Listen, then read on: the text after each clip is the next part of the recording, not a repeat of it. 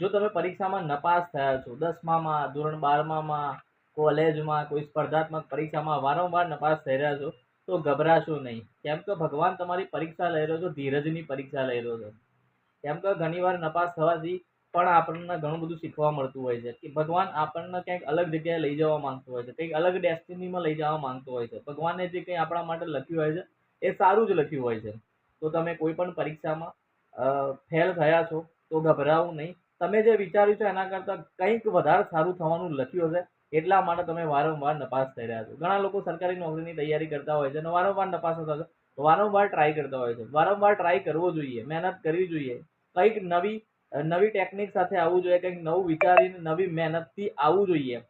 પણ જો આપણે વારંવાર ફેલ થઈ રહ્યા છીએ તો પછી ભગવાન આપણને કોઈ અલગ દિશામાં લઈ જવા મથી રહ્યો છે. તો આપણા અંદરમાં કેવી કેવી સ્કિલો છે, આપણે શેમાં નિપુણ છીએ, શેમાં હોશિયાર છીએ, કઈ વસ્તુમાં આપણે આગળ આવી શકીએ છીએ, એ વસ્તુની શોધખોળ કરવાનું ચાલુ કરી દેવું જોઈએ. આપણે જ્યારથી નાના હોઈએ છીએ ત્યારથી આપણા મનમાં, અને ઘણા લોકો પૂછતા પણ હોય છે કે તમારે શું બનવું છે, તો કોઈ ડૉક્ટર, એન્જિનિયર, પોલીસ, કોઈ બિઝનેસમેન, કોઈ કોઈ ખેડૂત, તો કોઈ બીજું કોઈ બનવાનું હોય છે કે મારે શિક્ષક બનવું છે. તો આવા બધા સપનાઓ સાથે આપણે 10મા 12મા ધોરણમાં પરીક્ષા આપતા હોઈએ છીએ, પછી કોલેજ, પછી સરકારી નોકરીઓની તૈયારી. કોઈને એન્જિનિયર બનવું છે તો મતલબ સાયન્સ લેશે, મતલબ ડૉક્ટર બનવું છે તો સાયન્સ આવશે. તો એ બધું અલગ અલગ મતલબ વિષયો સાથે ભણશે. પણ ઘણી વખત એવું થતું હોય છે કે ભાઈ એ ભણ્યા પછી પણ આપણને એમાં રસ રહેતો નહીં, આપણે આમાં સારું એવું પરફોર્મન્સ નહીં કરી શકતા. તો એવું વિચારી લેવું કે ભગવાન તમને કંઈક અલગ જગ્યાએ લઈ જવા માંગે છે. અત્યારે તાજેતરમાં 10મા અને 12મા ધોરણનું રિઝલ્ટ આવ્યું, તો એમાં ઘણા સ્ટુડન્ટો એવા છે કે જે લોકો ફેલ થયા છે. તો એ લોકોને એવું વિચારવું નહીં કે આપણે ફેલ થયા છે તો કંઈક આગળ નહીં આવી શકીએ. કેમ કે કોલેજ ડ્રોપ આઉટ, નપાસ થયેલા સ્ટુડન્ટો આજે બહુ આગળ આવેલા છે. આપણે બિલ ગેટ્સને ઓળખીએ છીએ, માર્ક ઝુકરબર્ગને ઓળખીએ છીએ, લેડી ગાગા, સ્ટીવ જોબ્સ.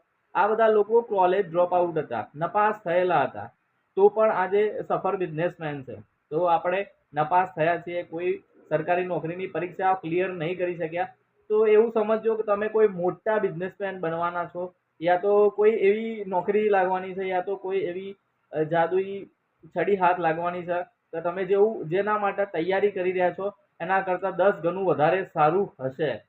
તો ફેલ થયેલા છો તો ગભરાવું નહીં, હાર નહીં માની, હિંમત નહીં હારવી. તમારી અંદરમાં કઈ સ્કિલ છે એની શોધ કરો. દુનિયામાં જે પ્રોબ્લેમો છે એના શોધવા અને એ પ્રોબ્લેમોનું સોલ્યુશન આપો. દુનિયામાં એ વ્યક્તિ જ સફળ થાય છે જે વ્યક્તિ દુનિયાના પ્રોબ્લેમોને સોલ્વ કરે છે. કોઈ પણ પ્રકારની એવી પ્રોબ્લેમ સોલ્વ કરે છે જેનાથી દુનિયાનો ફાયદો થાય છે, એવી પ્રોડક્ટનું નિર્માણ કરે છે. હવે એવી પ્રોડક્ટનું નિર્માણ કરવા માટે કોઈ ડિગ્રીની જરૂર હોતી નહીં, હે ને? કોઈ પ્રોબ્લેમનું સોલ્યુશન કરવા માટે કોઈ ડિગ્રીની જરૂર હોતી નથી. તો જે લોકો ફેલ થયા છે એ લોકો હાર ના માનો, હતાશામાં ના જતા રહો. બીજી વાર પ્રયાસ કરો, ત્રીજી વાર પ્રયાસ કરો, ના થાય તો તમારી અંદર જે સ્કિલ છે એ શોધો અને સ્કિલમાં આગળ આવો, તો તમે જરૂરથી સફળ થશો. સફળતા સમય માંગે છે, સફળતા સમય માંગે છે. બસ આપણે ખાલી મહેનત કરવાની છે, સાચી દિશામાં મહેનત. આપણે કોઈ જગ્યાએ એવી ખોટી જગ્યાએ મહેનત કરી રહ્યા છીએ કે મતલબ ત્યાં મહેનત કરીએ છીએ, ખાવા પીવાનું નીકળી જાય છે, પણ આપણે જે જોઈએ છે એ નહીં મળતું. તો આપણે સાચી દિશામાં મહેનત કરવી જોઈએ, જેથી કરીને આપણા સપનાઓ પૂરા થાય. સપનાઓ પૂરા કરવા માટે દિવસ રાતની મહેનત કરવાની હોય છે. આપણે નપાસ થઈએ એટલે હાર માની લેતા હોઈએ છીએ કે ભાઈ નપાસ તો હવે શું થશે યાર, 10મામાં તું પાસ ના થઈ શક્યો. આપણા આજુબાજુના સગા સંબંધીઓ લોકો પણ કહેતા હોય છે કે ભાઈ તું 10મામાં ના પાસ થઈ શક્યો. બધા લોકો 90-90% લાવે છે, તું 10મામાં ના પાસ થઈ શક્યો. અમે તો એ જમાનામાં પણ પાસ થઈ જતા. આજથી 20 વર્ષ પહેલાં, 25 વર્ષ પહેલાં કેવા પેપર હાર્ડ હતા તો પણ અમે પાસ થતા હતા. તો આટલા ઇઝી પેપરોમાં પણ પાસ ના થઈ શક્યો. તો આવા સંબંધીઓને ખાસ, આવા આજુબાજુના લોકોને ખાસ એટલું કહેવા માંગીશ કે તમે કોઈ નપાસ થયેલો વિદ્યાર્થી છે તો એને મોટિવેટ કરજો, એને કંઈક સાચી દિશા બતાવજો. નથી કે એને ટોન્ટ મારશો કે તું આટલું ના કરી શક્યો, આવું ના કરી શક્યો. એને સાચી દિશા બતાવજો, ના કે એને ખીજાવતા, ના કે એને કંઈક એવું કહેતા જેથી કરીને એ કોઈ અલગ પગલું ભરી લે.